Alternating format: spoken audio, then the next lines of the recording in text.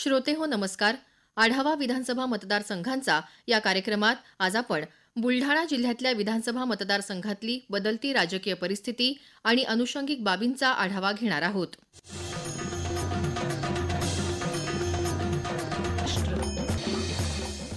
बुलढाणा राजमाता जिजाऊ साहेबांचं जन्मस्थळ असलेलं सिंदखेड राजा, विदर्भ पंढरी अशी ओळख असलेलं संत गजानन महाराजांचं शेगाव, उल्कापातामुळे तयार झालेलं लोणारचं सरोवर, बालाजीच्या पुरातन मंदिरांसाठी प्रसिद्ध असलेली मेहकर आणि देऊळगाव राजा ही गावं, कापसाची बाजारपेठ म्हणून ओळख असलेलं खामगाव, या आणि अशा वैशिष्ट्यांसाठी बुलढाणा जिल्हा ओळखला जातो. यंदाच्या विधानसभा निवडणुकीच्या अनुषंगानं आमचे प्रतिनिधी सचिन ठाकरे यांनी बुलढाणा जिल्ह्यातल्या विधानसभा मतदारसंघातल्या राजकीय घडामोडींचा आढावा घेतला.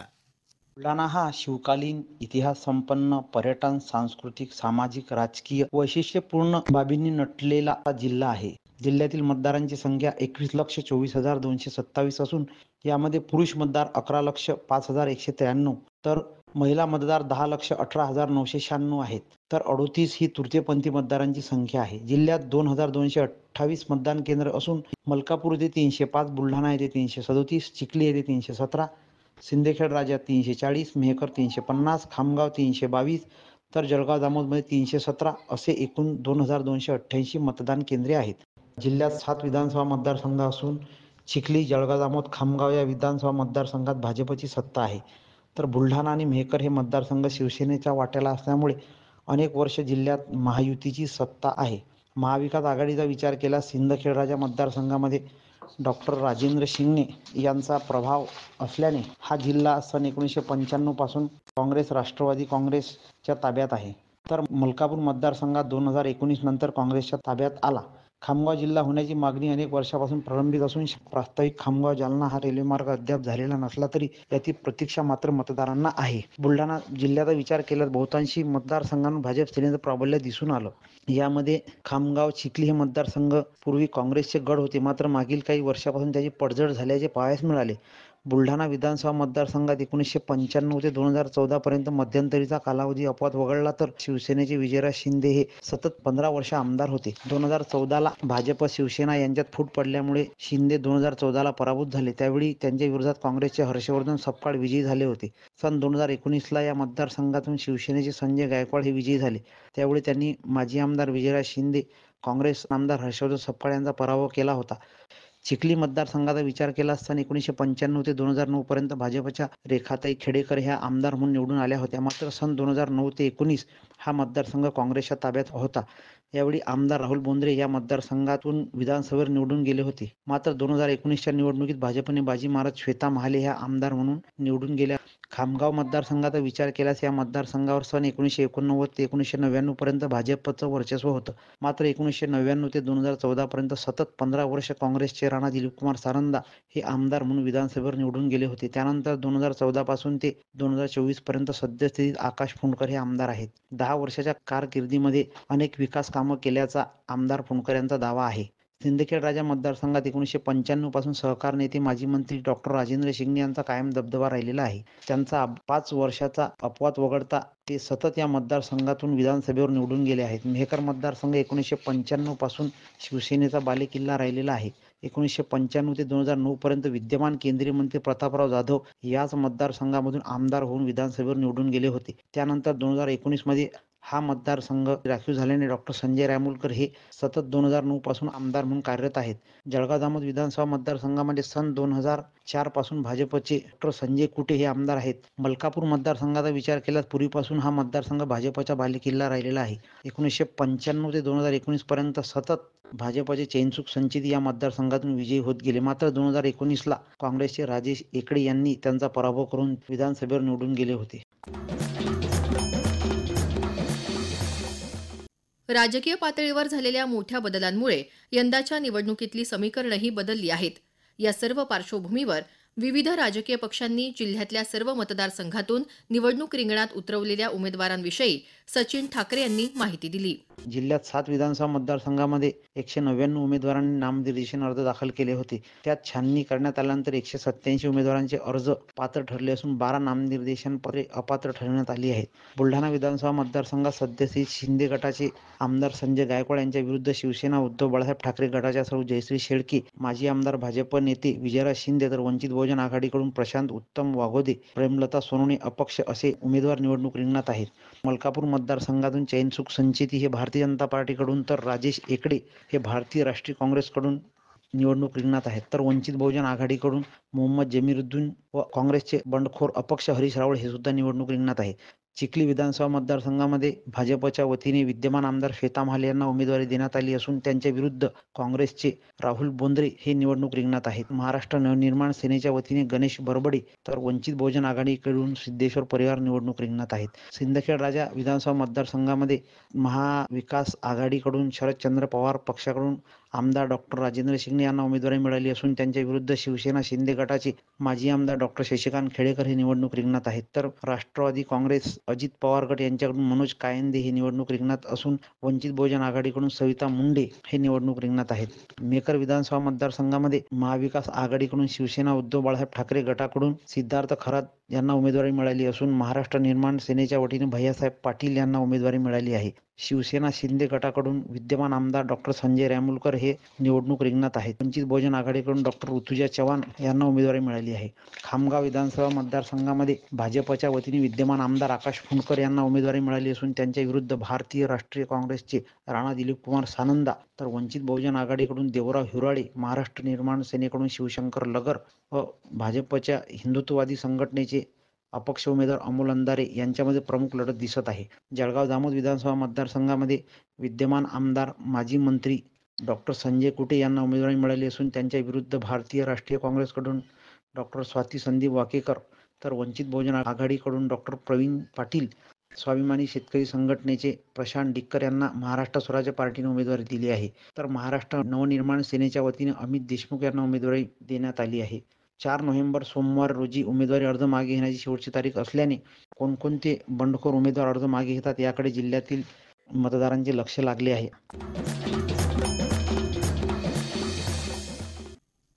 राजकीय घडामोडींच्या पार्श्वभूमीवर बदललेली राजकीय समीकरणं, त्याचा स्थानिक पातळीवर होणारा संभाव्य परिणाम आणि इतर अनुषंगिक बाबींचं ज्येष्ठ पत्रकार राजेंद्र काळे यांनी विश्लेषण केलं.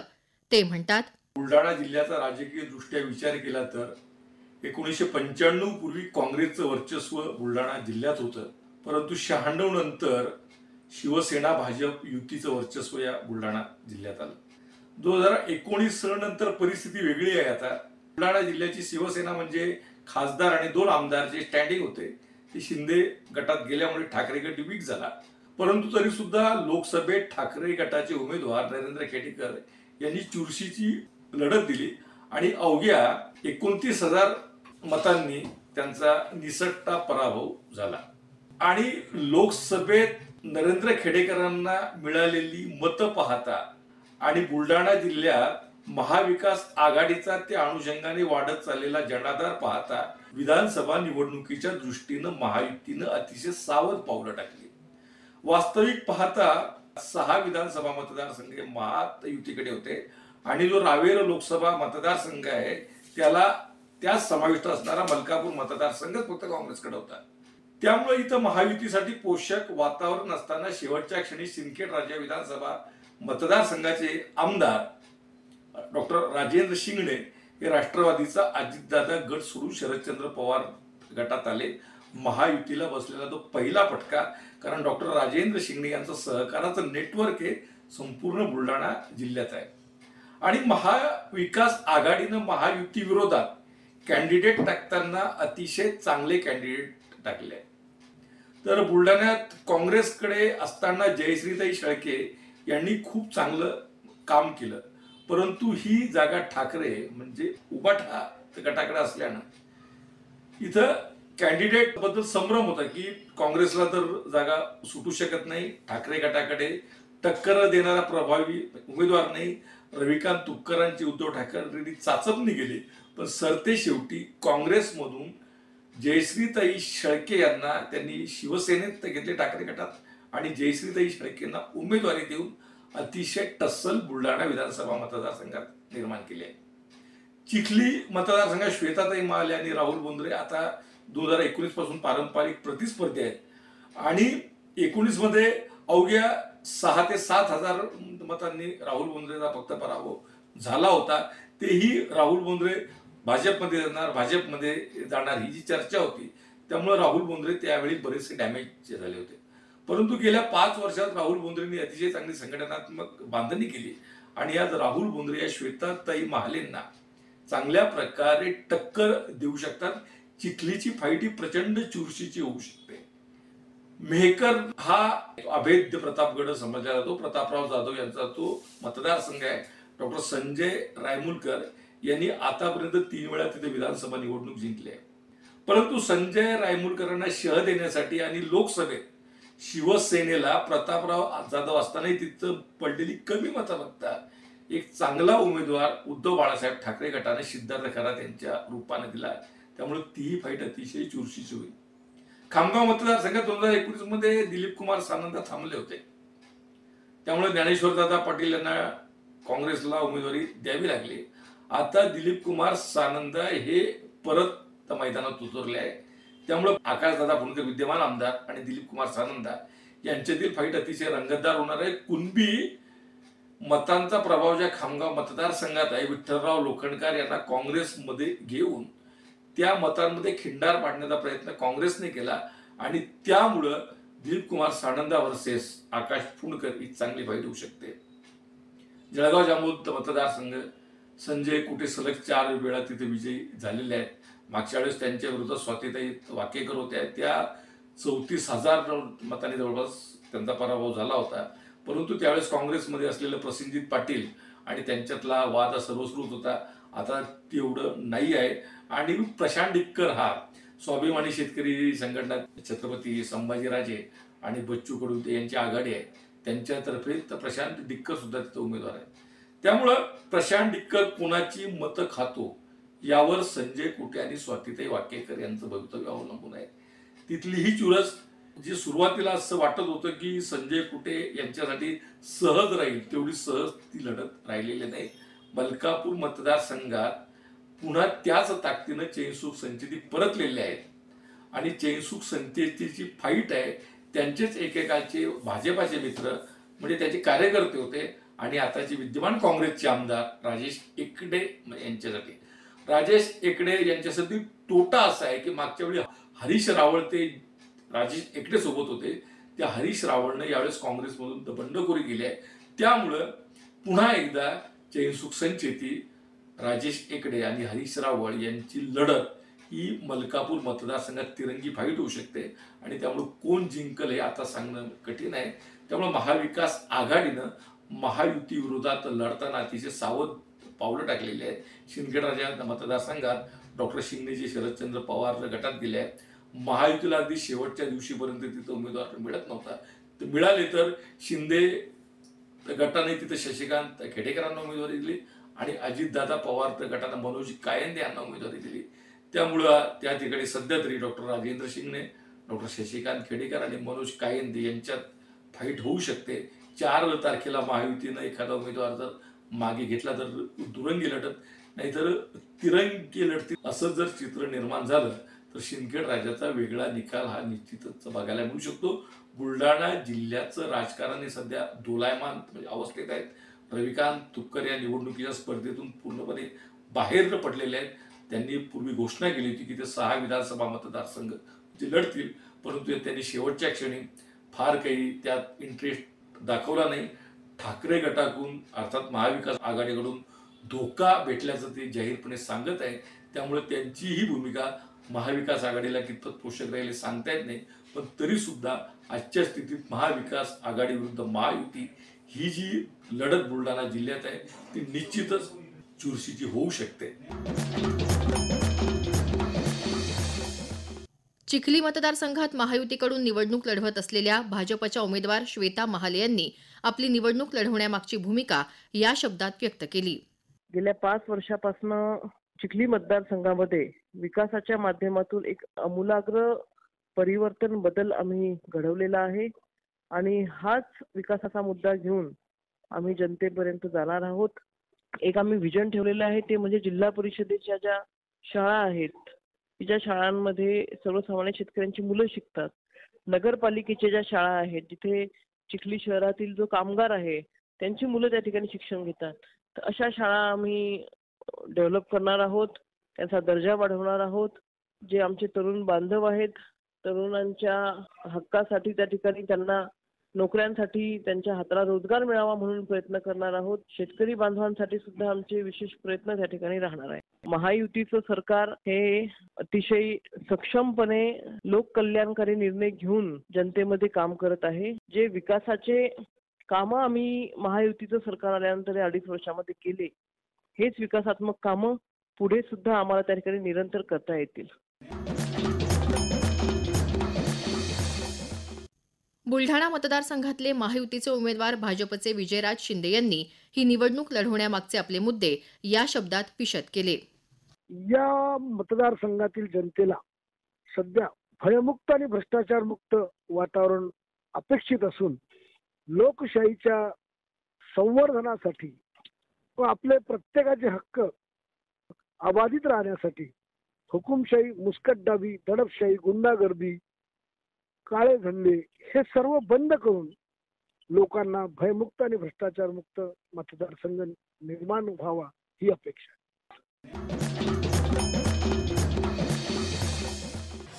खामगाव इथले महाविकास आघाडीचे उमेदवार काँग्रेसचे दिलीप सानंदा यांनीही आपली भूमिका मांडली. ते म्हणाले, या निवडणुकीमध्ये महाविकास आघाडीचा मी उमेदवार असल्यामुळे खामगाव मतदारसंघामध्ये मी चौथ्यांदा जनता मला निवडून देईल असा मला ठाम आत्मविश्वास आहे.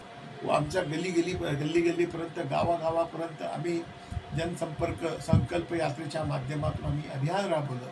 त्या माध्यमातून प्रचंड प्रतिसाद या वक्ती तर साहेब आम्ही तुम्हाला देऊ, भाऊ तुम्हाला देऊ अशा प्रकारचं असल्यामुळे निश्चित रूपानं काँग्रेस पक्षाचा महाविकास आघाडीचाच उमेदवार खामगाव मतदारसंघामध्ये मोठ्या फरकाने निवडून येईल असा मला आत्मविश्वास आहे.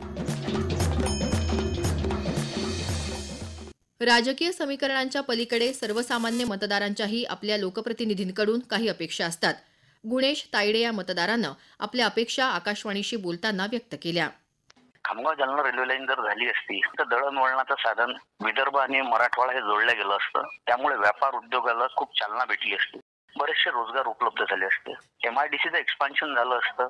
रोजगाराला संधी उपलब्ध झाल्या असत्या. मोठाले प्लांट आले असते. त्यामुळे स्थानिकांना इथं रोजगार उपलब्ध झाला असता. त्यामुळे अनेकांची घरं ही कायमस्वरूपी खामगावातच एक चांगल्या प्रकारे सुस्थितीत उभी राहिली असती आपल्या कुटुंबाचा प्रपंच चालवण्यासाठी.